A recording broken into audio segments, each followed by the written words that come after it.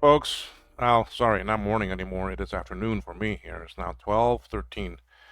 Um, I am Will, KMac Vintage, coming to you with another, hopefully not too long video. This one is not where I'm going to repair anything, but I'm going to discuss and show something that I ran across and how I resolved it. Um, it seems that these type of videos are helping some people, so boy, I need to do a shave real bad. Anyway. That will come later today or tomorrow. I can, I can't let January 1st come and I have all this. Anyway, that's a different story. Um, so, what did I run across? Well, anyway, before that, rainy outside today. That cold front that was expected to arrive yesterday afternoon moved in during the night, and it's giving us quite a bit of rain, wind outside, much cooler temperature. I love it. I love this. Just wish, although we need the rain, let it rain now, but tomorrow should be a beautiful day, sunshine, much cooler temperature, in the lower 70s for us, um, and um, nice, a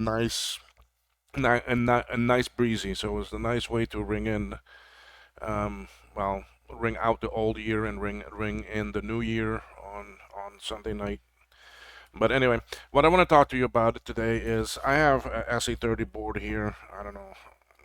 I've got two labels on it that says Scott, but this is for Scott. Okay. Um, I got the board and it was giving me some issue. Well, first it had some video issues. It had some broken traces here in the actually video location for all these video chips. Mainly the 166 had a broken trace under it, so that's a simple thing to fix. But what I ran across was at first I was getting no audio.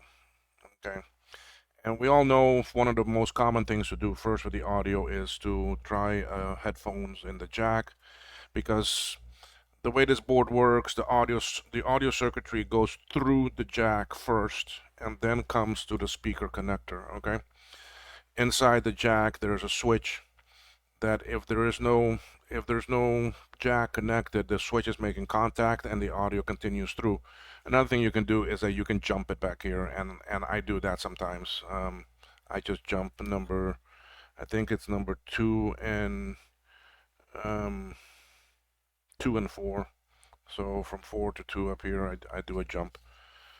I think that was it.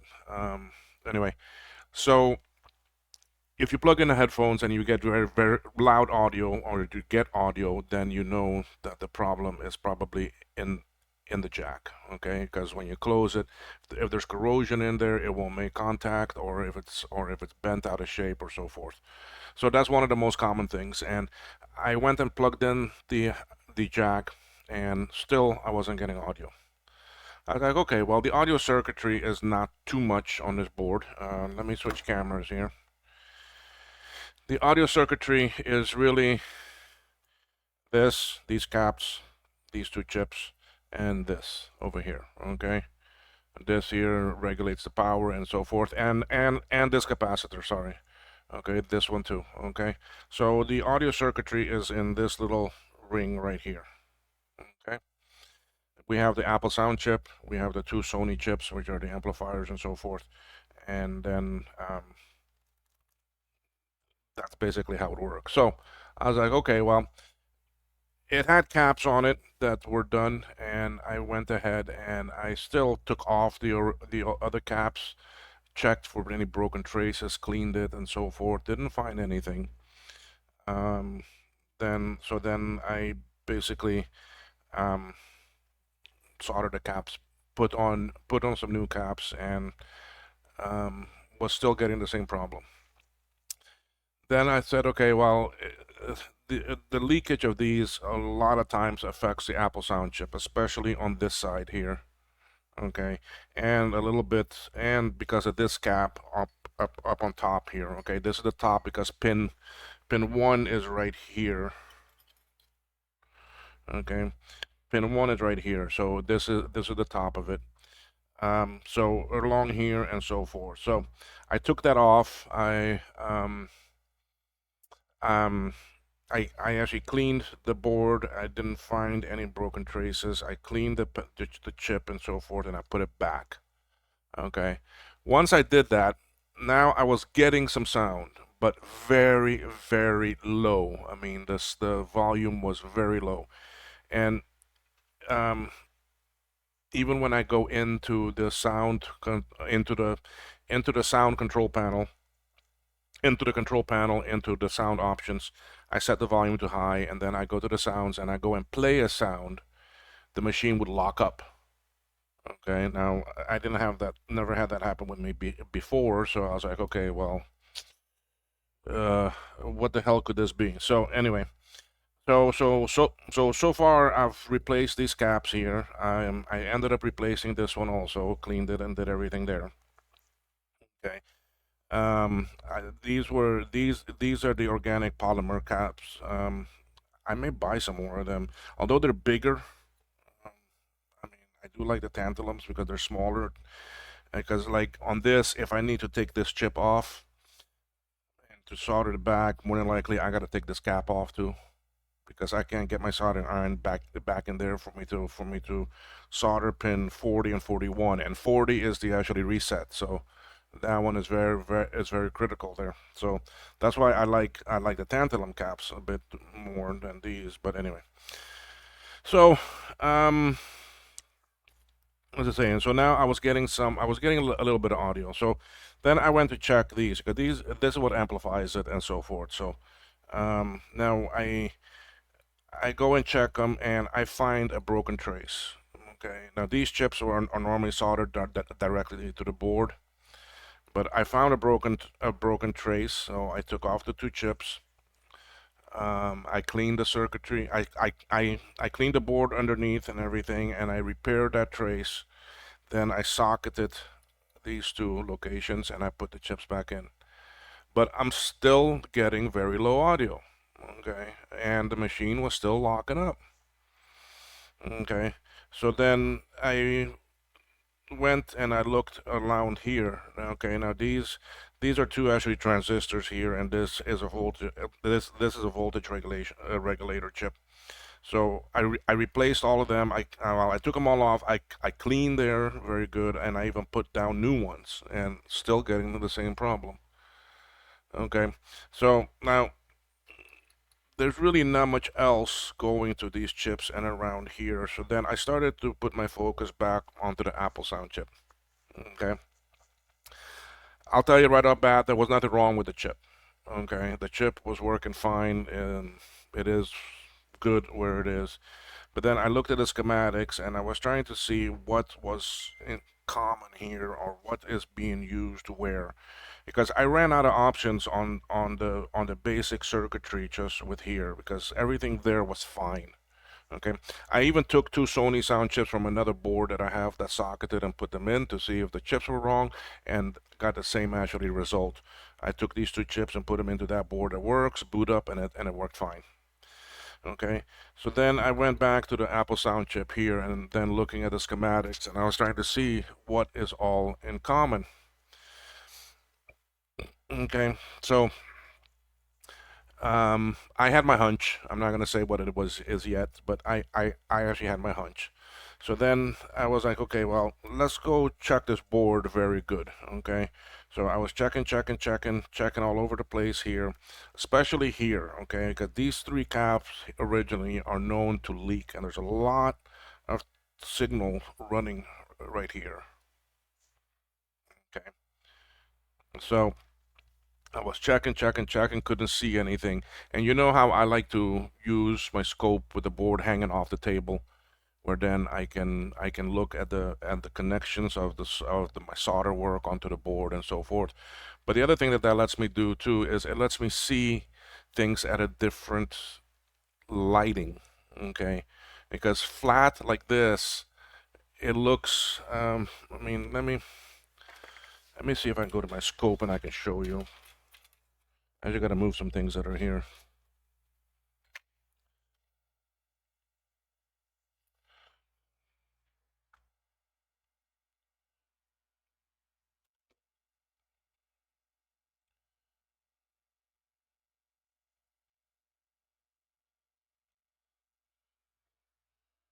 Okay, so if we look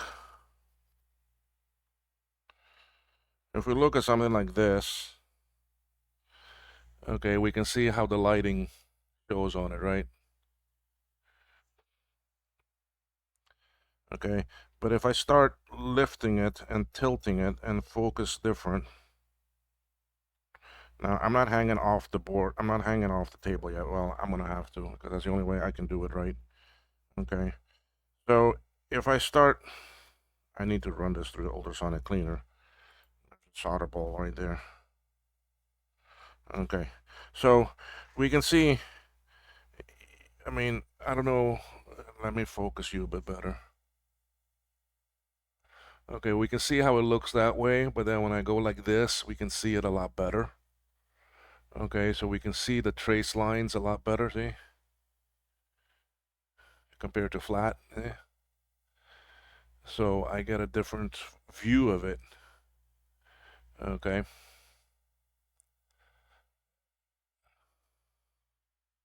See, like this, it looks a-okay. Like this, it looks completely different. Now, let's focus like right here, okay? We can see here how it looks. Even if I zoom in,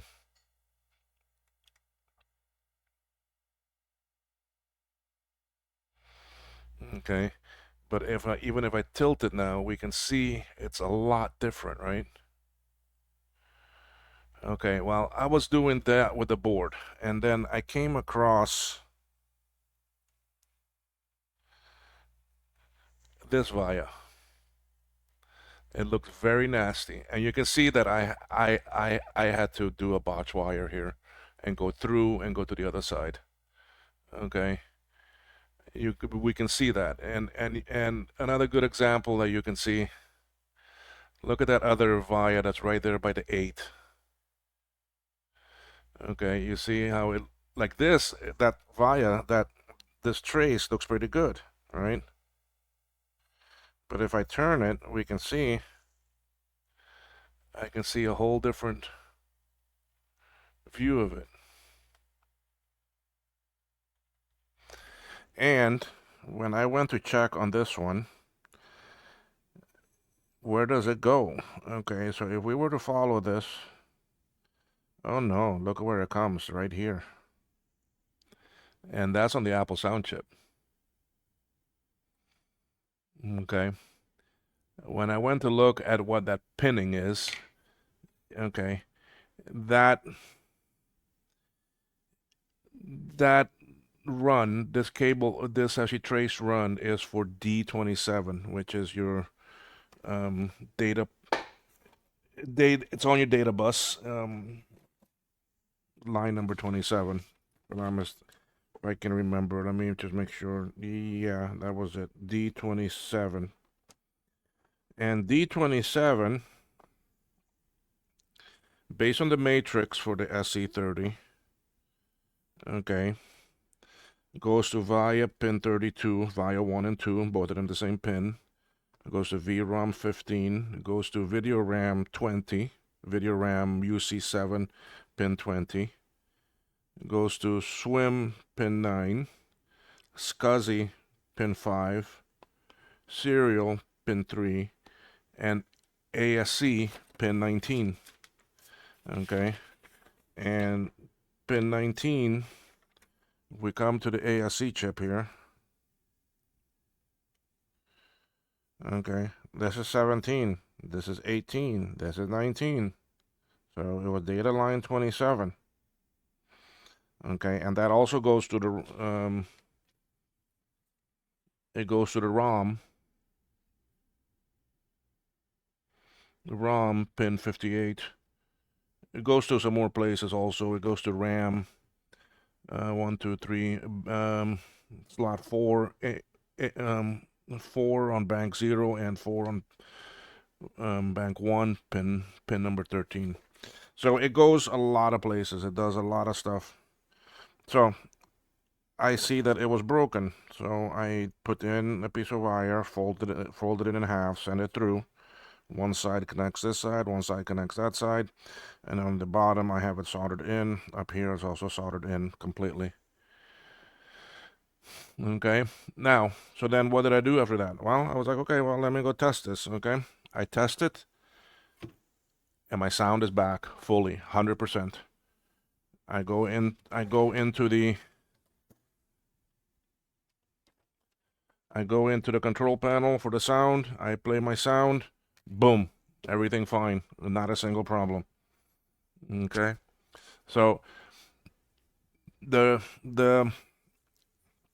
main thing with this that I mean, well, before I say the main thing with it, one of the hunches I did have, okay, was let me go check all of my data lines, okay, especially the ones that come to the sound chip, okay, because on the actually spreadsheet on the actually matrix, okay, you have this section down here, okay, this is for data lines 24 through 31, okay, and this is the column here for the sound chip, okay, so related with sound issue and so forth, and I would have narrowed it down to, yes, let's check these first, and I would have done that first.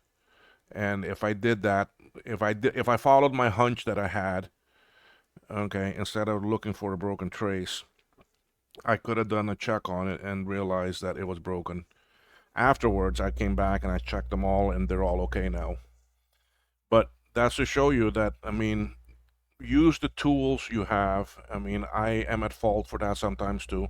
I could have saved probably a lot of time if I did this first. Okay. Analyze what the problem is, where, and focus in on that small subsystem. Okay, so this was related to the sound and not getting it and so forth. Yes, I did good by focusing just on this area here because that's where the sound stuff is. But the signaling or the information that the chips need are going to come across the data lines. Okay, so use the tools you have. You got an excellent matrix here for the SE30. Okay, and for the data lines and for the address lines, you can see I have it here, and boy, do I use these. Okay, I use them a lot. Then I also use my actually tech step. I use that a lot, but on this case here, it kept on failing on the sound. Okay, because it was just not hearing it, and it needs to hear the sound to determine if the sound system is actually working. So overall then, what I wanted to get from this video for you to see is that, I mean, give yourself some time if you are working on these, or if you are a repair person and or you want to do it yourself, and that, and give yourself time. Use the tools that are there. Not everyone's going to have a tech step. That's for sure. Which, by the way, I was just speaking to the original creator of the Tech Step 2, and that's going to be coming out. Things are moving along pretty well, and there is a case that's being designed right now by someone in actually Miami. Anyway, so use the tools you have. Use your meter. Um, uh, Drill down into the individual subsystems and work your way back out like an onion. I mean, um, I think it was Shrek saying, peel off the onion, peel off the different layers of the onion. A lot of people say that, but anyway, peel off the different layers. I mean, work your areas, work your spots that you know that could be the problem, and as you go as you from actually there. Um, and on that matrix, don't just assume that once you go, when I do it at least, okay, I don't just sit at one spot like at the ROM bank, which is here. I don't sit just here and measure to each spot. I also go from chip to chip, okay? So because it could be good, like that one there, okay, that is right here. You saw that via goes down, and then from there it actually spreads out more. So it could have been good from here to the sound chip, okay, but then to other ones, like if I went from the sound chip to the SCSI, it could be broken there.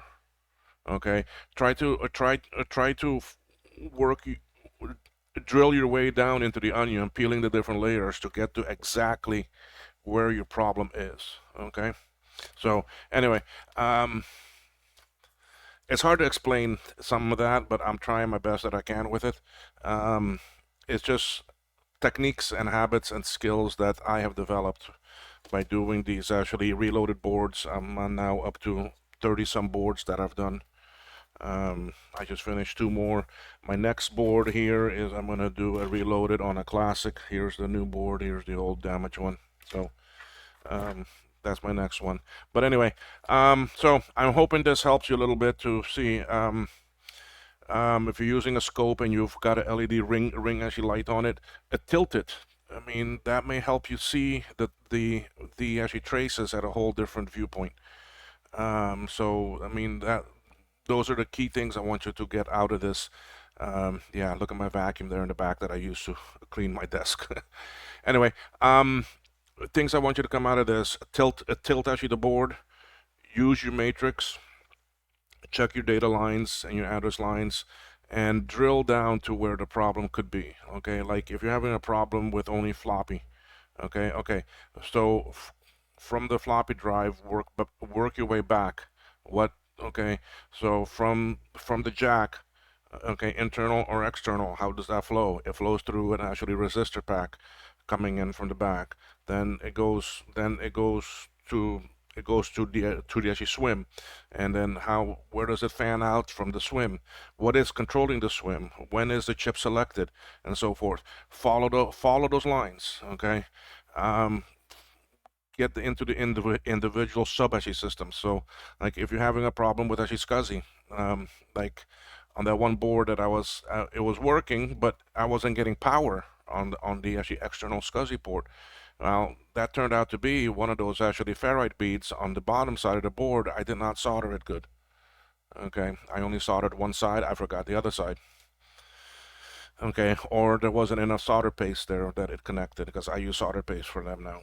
So, so you see, work your way, work in the small little subsystems, and just realize that each one is its own entity, and they're all connected together by the data and the address lines, and they do signal to each other also different things. So anyway, that's it. I don't want to go too much into this. I probably said a lot of things wrong that some people are not going to agree or this and that. But anyway, it's the way I see it. If you don't like it, you have a right to your own feelings and opinions and so forth. And um, we just leave it at that. All right. Okay. So anyway, thanks for watching, y'all. If you like the video, do me a thumbs up, please. Leave back comments.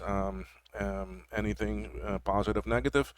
Um, I will. That's how I also learn. So looking forward to it. Where to find me? kmacvintage.com takes you to my coffee site.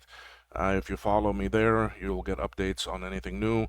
The shop is pretty empty right now because I have a slew of things I need to make, and I'm hoping to make them soon and get them up to Jake so that he can ship them out. So once they're at Jake, then I can add them to the shop and we can ship them out.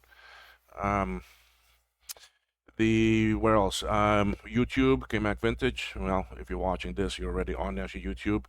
Um, X, formerly Twitter, or actually Twix.